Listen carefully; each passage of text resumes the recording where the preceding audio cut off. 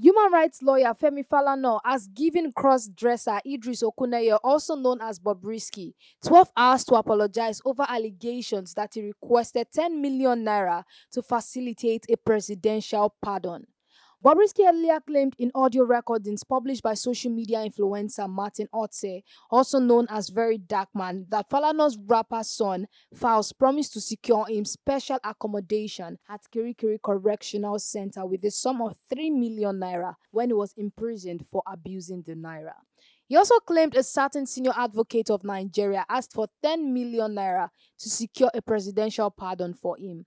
The cross-dresser alleged he had already paid 5 million naira to the senior advocate of Nigeria, fueling speculation it was referring to Falana. However, in a letter dated October 14, 2024, Falana's lawyers Olorunfemi Akinyemi and Taiwo Olawanle said the claims were entirely baseless and damaging to Falana's reputation. They demanded a full retraction and apology, which should be published on all platforms where the statements were disseminated. The letter reads, "We are counsel to Mr. Femi Falana, on whose behalf we write this letter regarding your slanderous statement against him.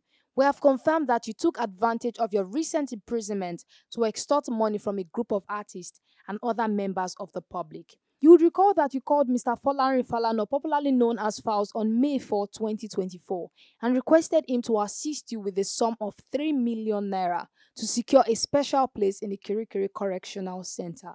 Even though Faust turned down your request, you were quoted in a video to have said that he informed you and that his father, our client, had undertaken to write a letter of pardon for you. You also said that our client has spoken to you and that the sum of 10 million naira would be needed to bribe officials who would process the application for your pardon." It continued. In another video, you claimed that you had paid 5 million naira upfront to a senior advocate of Nigeria in an attempt to secure a federal government pardon over the charges filed against you by the Economic and Financial Crimes Commission. You also claimed that the senior advocate of Nigeria had initially requested 10 million naira for his legal services, but that you explained to him that you were unable to raise the full amount as your account had been frozen by the EFCC.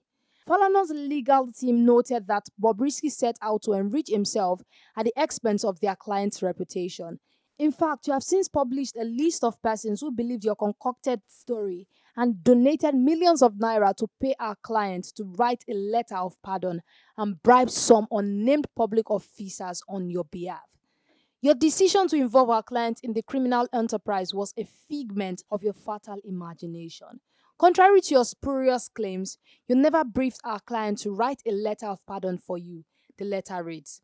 The legal team explained that Bobrisky has never spoken to their client nor instructed him to write a letter of pardon for him. They further denied that Bobrisky made a partial payment of 5 million naira to their client and that their client never informed him that he had submitted a letter of pardon on his behalf.